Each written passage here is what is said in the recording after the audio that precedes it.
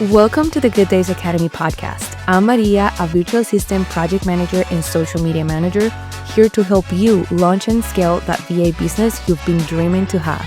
If you're ready for expert advice on virtual assistant services, marketing, productivity, and work-life balance, you are in the right place. Let's create brighter days together, one episode at a time. Hola, hola, amigas. Welcome back to the Good Days Academy podcast. Today, we're going to talk about something that is going to save you a lot of time and headaches and maybe even some tears. Okay, maybe this is turning a little dramatic, but no, I'm being serious. We are going to be talking about red flags. I want to discuss with you 7 red flags that you should never ignore when working with a client. Empecemos. Red flag number 1, late payment habits. I do have something to say about this, and I think it all depends of your client as well. And I feel like this is something that at some point is gonna happen to you. And this is something that had happened to me, but it happened with clients that I already knew very well. And I knew that if they didn't pay me on time, it was because something happened that just truly didn't allow them to be on time with their payments. Also, something very important about them is that it was the first time that they were late with a payment. So that's very important. Like, if this is something they just keep doing and doing, it's like, okay, major red flag. One thing that I really appreciate about that actually made it a green flag, I would say, was that they let me know immediately. When I sent the invoice, they let me know, like, something came up and I'm not going to be able to pay you, but I can pay you by this time. And then there was a time when the client wasn't able to pay me by the time that they said that they were going to pay me, but they were constantly communicating with me. So that gave me a lot of calmness in this whole thing, because as freelancers, I feel like the major thing that makes us feel so scared about being business owners is this precisely, right? Like, what if they don't pay me on time and I'm not going to be able to pay my bills and, all that? But that's why we have to make sure that we have a plan. So yeah, if this is something that they do at the very first payment, that the very first invoice that you send them, girl, that's a red flag. If they're doing it the first time when they're so excited about starting this new project with a new VA or social media manager, I don't think it's going to be any different in the upcoming invoices.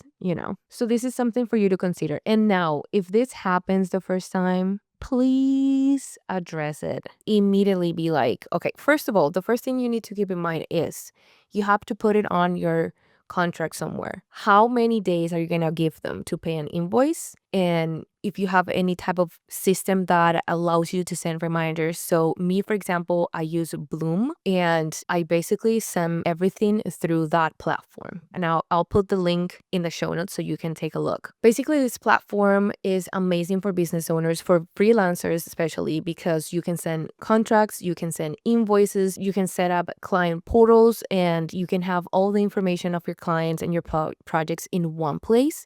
And they can also see that. So it's just wonderful. Very professional as well. So for when I send my invoices, I had an automation that sends them a reminder after the 3 days that I send the invoice. And you can set it up however you want. But yeah, just keep that in mind. If it happens the first time and that you're not hearing anything and you're sending a reminder and they're not saying anything, I don't know. It's time to have a tough conversation with them and flag that problem, because that's something that's not going to work. Red flag number 2, constantly changing that scope. Those type of clients that are like, can you just add this one thing? And then it becomes 20 things. Nope.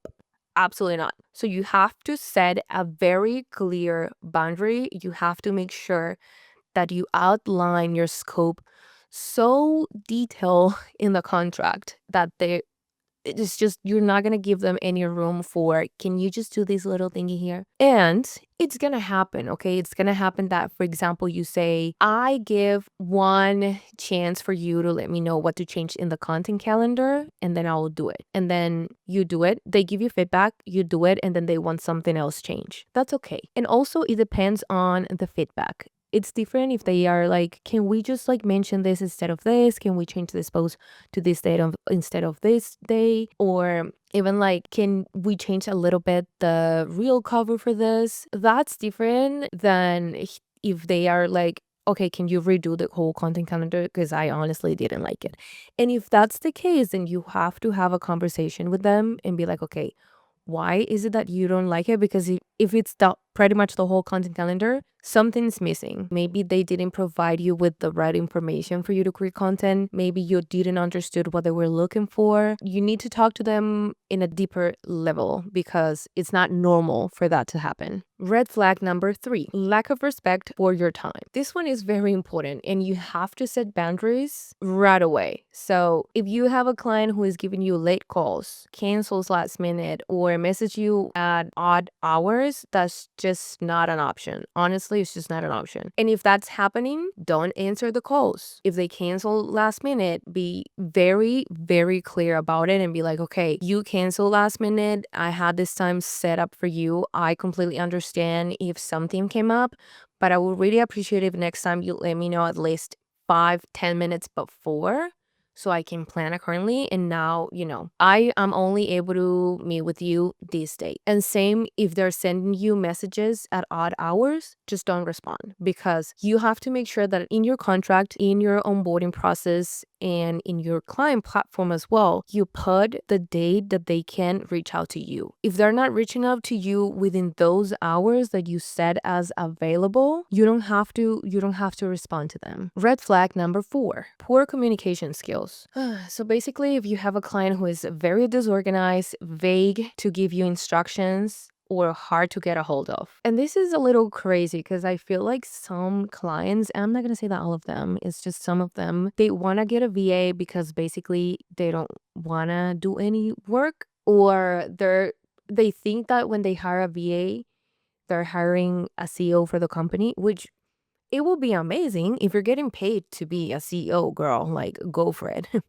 And if you want to, of course. But if that's not the case, if you have a package for, let's say, just admin tasks, the client just wants to make sure that their inbox is always clean and nothing is being missed or anything like that, you don't need to be doing anything else. And if they're vague with instructions and then you do something and that's not what they wanted you to do, you need to be clear, which is why, as well, every time that you have meetings with your clients, you have to make sure that you're taking notes. Now we have AI, which is wonderful. So you don't actually have to take notes. You can just record the call and then you're going to have a full summary, the meeting notes of the meeting that you just had, which is wonderful because you're going to have action items and notes and all the details that you discussed. So when these things happen, a misunderstanding happen, you're going to have the receipts. Okay? And you're gonna be like, oh, excuse me, but you didn't explain this to me here. I have the proof. So please protect yourself. And that's a major red flag to me, to be honest. Being disorganized, like, it's okay because I feel like it's okay at a certain point, okay? But it's understandable is what I want to say, because if they're hiring a VA is because there is chaos in their life. So that's exactly why you're here. But yeah, if this is something that's starting to happening or happens to you, it's a major red flag and you need to address it. You need to talk to your client and you need to come up with a plan. If you want to continue working with them, just give them some options as to what type of things you and your client could do to improve the communication. Red flag number 5. And this one is kind of like the opposite of number 4 because this one is overly controlling behavior. So these are the micromanagers or the ones who wants to approve every single detail. Trust issues much? Yep. So this is a little frustrating, and also this is something that had happened to me at some point as well. Not right now, not with any of my clients. I love them all. I think that at the beginning of our relationship with the client, this is very normal because both of the client and the VA are just like starting that process of trusting each other. So I'm very patient and flexible when I just start with a client. Like for the like first 1 to 2 months, this could be normal. But if this is a behavior that continues and that instead of like getting better gets worse, something's happening and you need to talk to your client, because it's either you're not setting the boundaries or something's happening if they're not trusting you. So it's not like they have to forget about everything that's happening with their business and you will be the one taking the decisions. But at some point, it will happen that you have to have enough flexibility and freedom to be able to take some decisions, some day-to-day decisions to do things. For example, for when I have social media clients, it's gonna get to a point where you're gonna get to understand and to know so well their brand that you're creating content for them is just going to become so easy, in the sense that you understand it so much, so well, that you can just come up with content like this. I'm not saying that it's going to take you only 5 minutes to create something.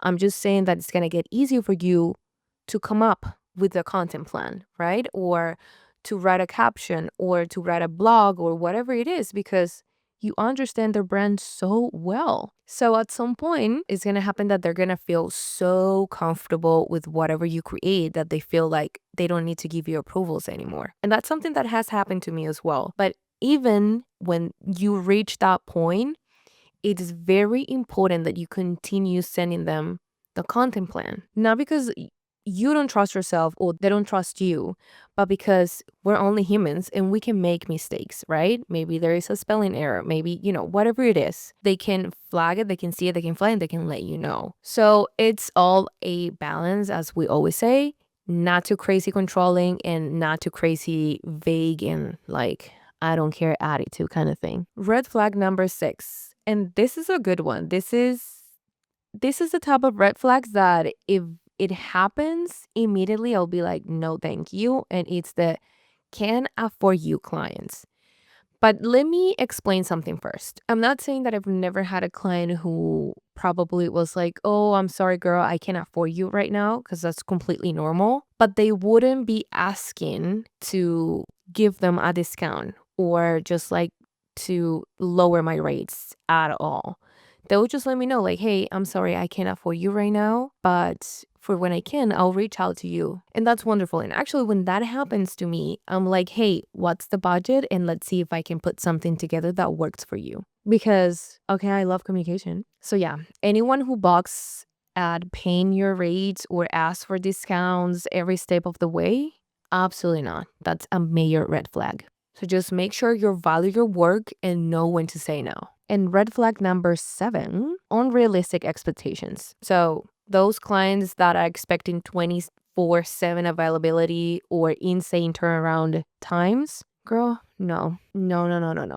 Again, and I'll repeat this every time that I can, you have to make sure that your systems are in place.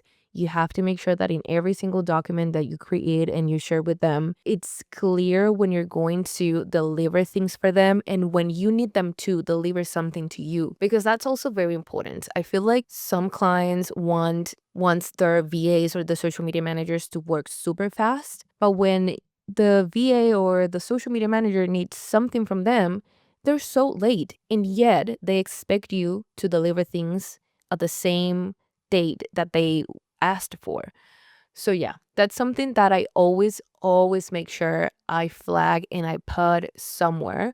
So when you have project management type of tools and those things, depending on how the communication is with your client, just make sure that you set that very clear. Hey client, you need to provide me with this by this date so that I'm able to finish this thing by this date. And that's everything, amiga. This is the 7 client red flags you should never ignore as a virtual assistant. Your time and energy are valuable, and the clients you work with should respect that. So when you spot any of these red flags, you will protect your business and your mental health, and you will build a stronger relationship with your dream clients, which is so important. I'll see you in the next episode.